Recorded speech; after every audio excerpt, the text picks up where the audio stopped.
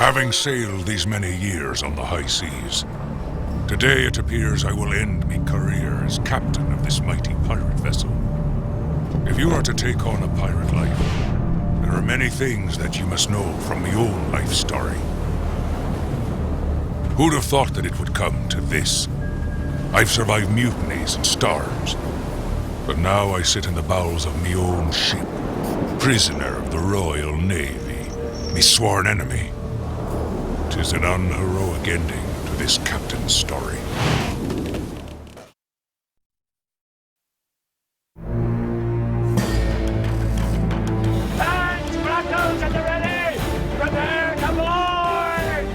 Pirates were amazingly democratic, and there was a captain, obviously, and he was the chief chap on board. A good pirate captain was, first of all, a good leader of men. I mean, that was absolutely basic. And secondly, an excellent navigator. And thirdly, a good leader in battle. We'll board this ship and kill everyone else! Fire broadside! The very interesting thing about pirate ships, as opposed to the Navy, is that if the crew decided they didn't like the captain, they could actually vote him out of office. And there are many times when this happened. You know, the captain wasn't brave in battle, or he upset them, so they simply voted him out and voted somebody else to become captain.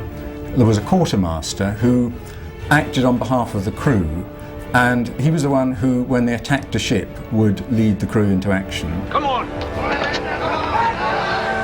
And then there might or might not be a boatswain and a carpenter, usually a cooper for making the barrels. I've captured many a ship in me day, including this very one. The battles have been swift and fiercely fought. Today's attack on the Navy was no exception.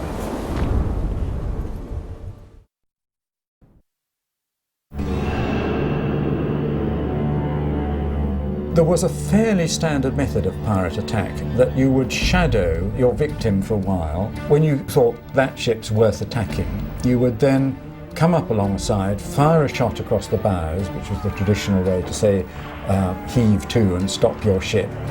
And the pirates would then all appear on deck and make a huge noise. They'd fire one or two guns, but not a lot, because they didn't want to damage the ship. They would throw hand grenades on the deck. They would all yell at the top of their voices and wave their cutlasses around, and generally terrorise the merchant ship they were attacking. Come up alongside, throw grapnel hooks to secure the two ships together, and then they would board the victim. And then, if the crew of the victim hadn't completely surrendered by that stage, then they would cut their throats and throw them overboard, but probably they would have surrendered anyway. There are 4 or 5 famous pirate battles. To me, the most romantic one, it would be the most difficult to film incidentally, was the final battle of Bartholomew Roberts, which took place off the coast of Africa in a gale.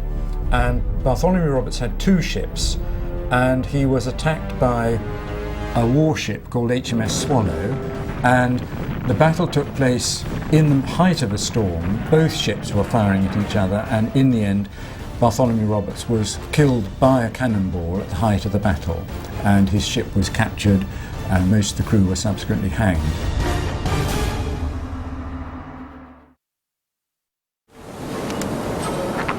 I lost many a member of me crew today, but the passion for a fight me mates demonstrated would make even the great Blackbeard proud.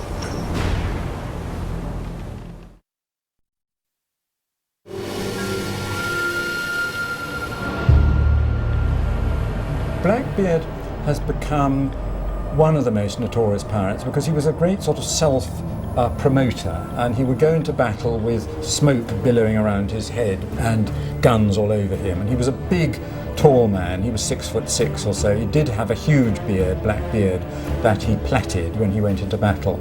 But curiously enough, he was not as fierce as all that. He did attack Charleston, South Carolina, and force the mayor to give him all sorts of stuff. Blackbeard's death in Ocracoke Inlet became, I suppose, the most popular or famous pirate battle because it was well publicised at the time. And what happened there was that Lieutenant Maynard was sent by his captain on behalf of the governor of Massachusetts to track down Blackbeard. And Lieutenant Maynard attacked at dawn in 2 small ships, and came up alongside Blackbeard. There was a tremendous fight on board. Blackbeard was, by tradition, attacked with something like 20 musket balls and 6 cutlass wounds, and eventually fell to the deck dead. At the end of the day, the decks were running with blood, and Blackbeard supposedly swam round the ship 3 times headless, so that was the end of Blackbeard.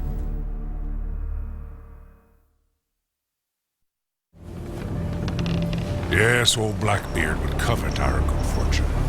Since we put to sea, the crew and I have stolen tremendous treasure.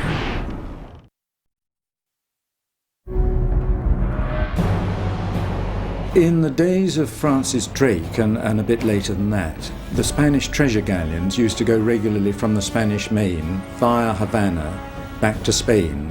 And so people like Henry Morgan and Francis Drake beforehand knew the treasure galleons' routes and would intercept them.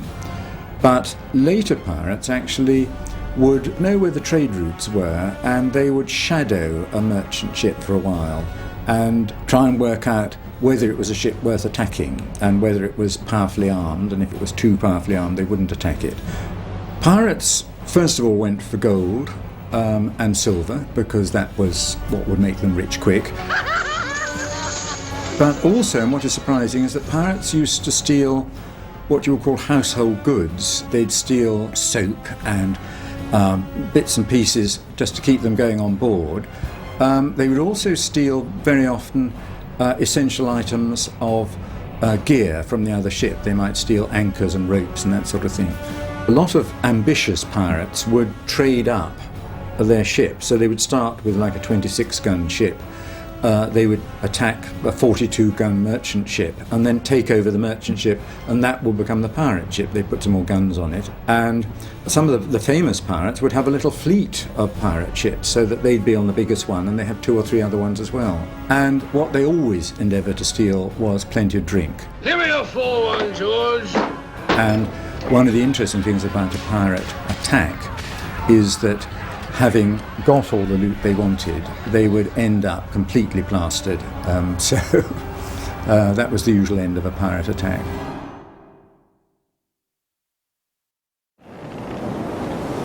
Perhaps it was the ale, or the glory, but I must admit that I didn't see the end in sight. I thought we'd keep this string of luck going, as I sat surrounded by pirate booty in me quarters, including the prized parrot that sat on me shoulder, that I stole from the Admiral himself.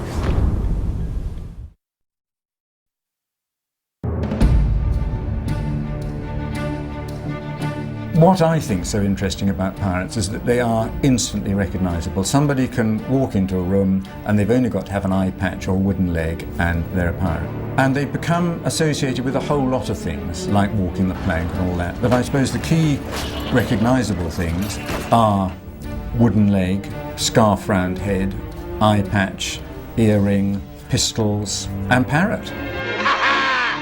I love the whole thing of pirates and parrots. I did quite a bit of research on it.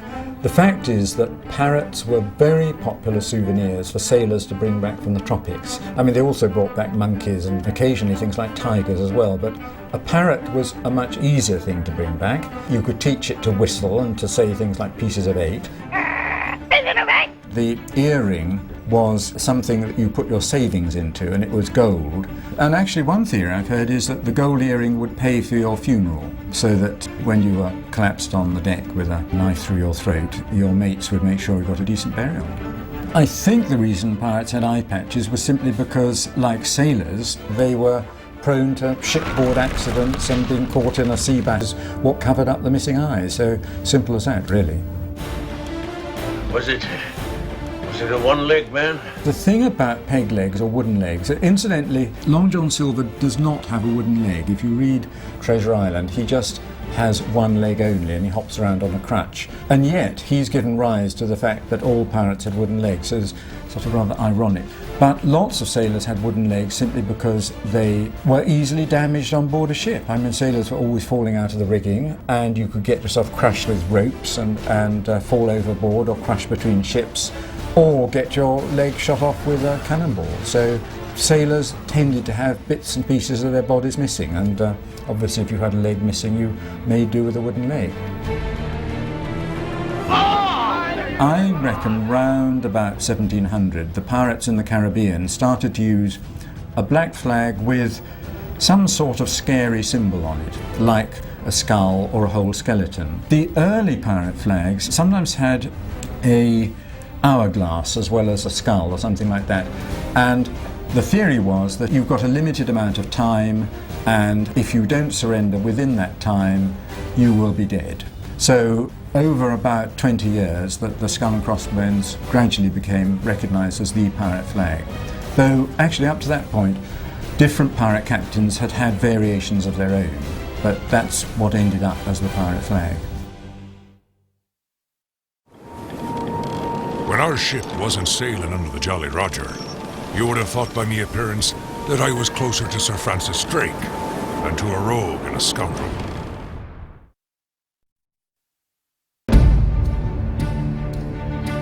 If Drake had thought of coming to you first, should we be rejoicing at the good news? You cannot mean Drake's raid on Cadiz. I do mean Drake's raid on Cadiz.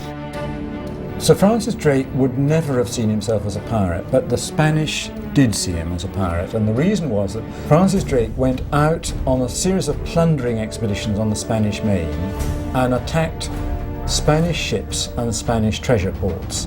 In the last month, English pirates have destroyed some 7,000 tons of our shipping. When Francis Drake came back, he had a ship loaded with treasure worth $60 million, something like that.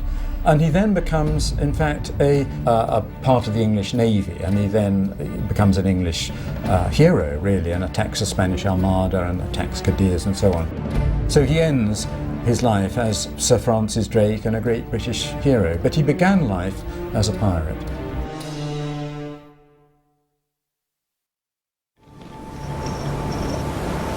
For a fortnight, my crew and I had been on the run with an armada of 30 ships set out to capture us. In the end, our galleon was too large to evade the fleet.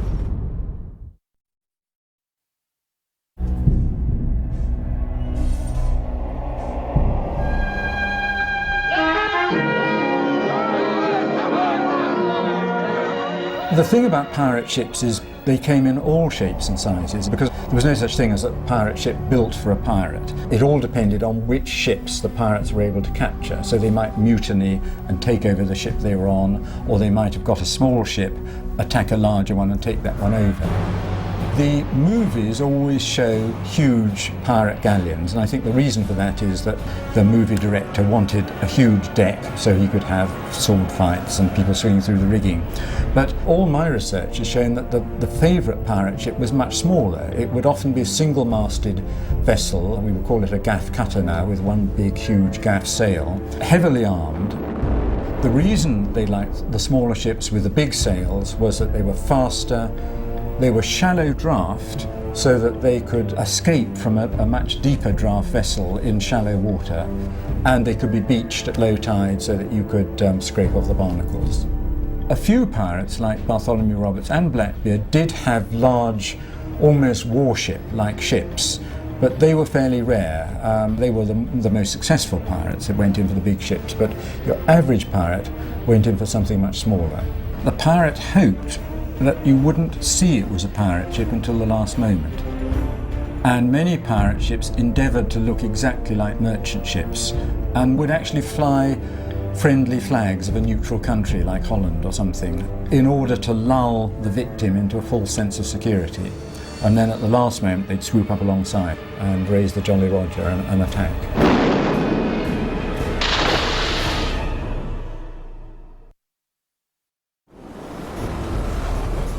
For those in me crew that survived the attack, they too await their fate, fearing they'll end up like old Captain Kidd, swinging in the breeze for all to see.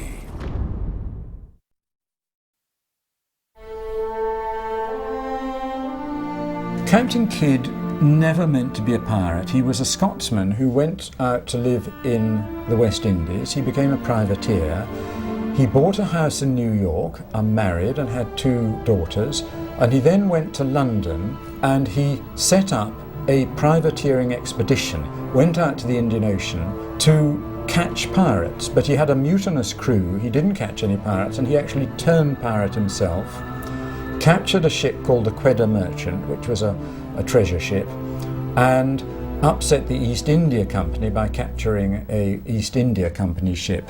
A reward was put out for him. Described as 5 feet 10 inches in height, brown bushy hair, shabby with an inclination to be genteel. When he arrived back in New York, the governor there arrested him, sent him back to England. He was tried before the House of Commons, the only pirate to be tried there, and was condemned to death and executed at Execution Dock. And to this day there is an inn called the William Kidd overlooking the spot where he was hanged.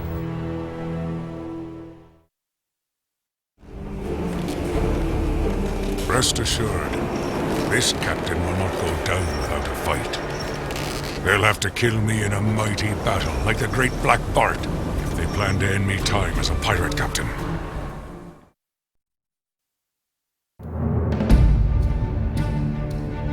Bartholomew Roberts was a Welshman, and he became a merchant seaman, and he rapidly established himself in the West Indies as a ferocious and very successful pirate, and he very rapidly traded up until he had a whole fleet of ships. He captured during his lifetime, 40 or 50 merchant ships.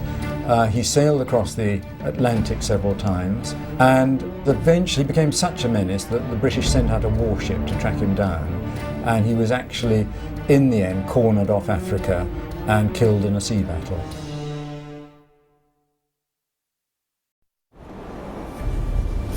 The Admiral has me imprisoned and may torture me, may kill me cruel, but he will never find the treasure he seeks. For only I know the place where it is hidden.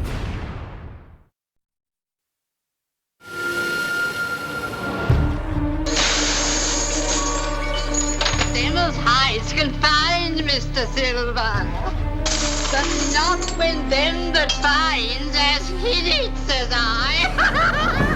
The thing about buried treasure is that I don't really believe in it. There definitely were certain accounts of buried treasure. We know that Captain Kidd buried some treasure on Gardiner's Island outside New York, but we think that most of it was subsequently retrieved within a year or so of him doing that. And my theory is that Captain Kidd's whole life became so famous because he was tried in London and executed at Execution Dock that buried treasure became associated with pirates. There are in fact very few accounts of pirates actually burying treasure, and in a way, what's the point? What you wanted to do was to get back to civilization and blow the money on wine, women and song, and not bury it in the sand somewhere. I must say, if I was going for buried treasure, I would look for sunken treasure galleons, Spanish treasure galleons, because we know where a lot of them were. Many sank in the Florida Straits and the Windward Passage and in the Havana area, and there's a lot of treasure out there waiting to be found, and you're far more likely to find one of those than a sunken pirate ship.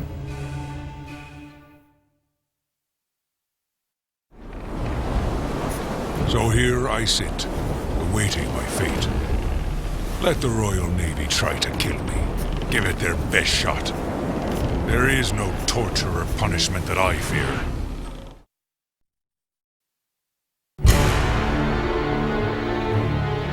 Oh, poor man gun I am, and I haven't spoke with a Christian these 5 years. 5 years? Were you shipwrecked?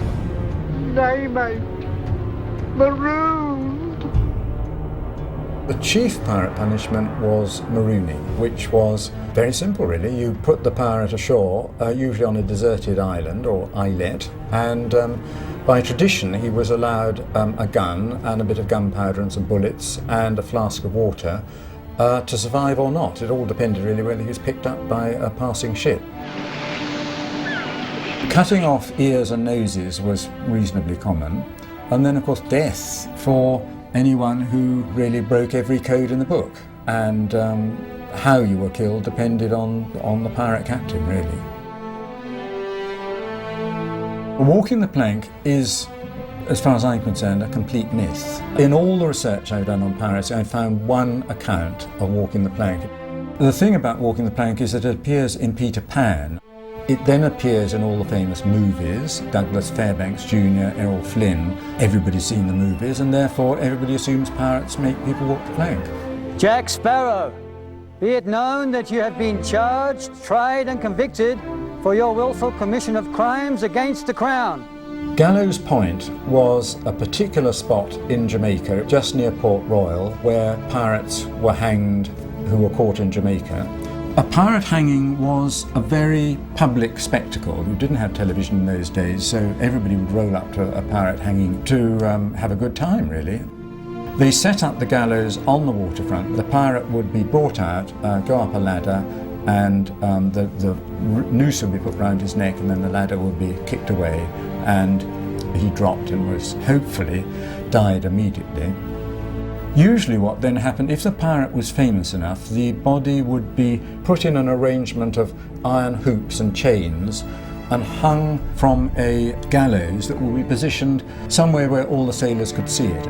The point about it was a warning to sailors tempted to take up piracy that if you take up piracy, that's likely to be how you end your life.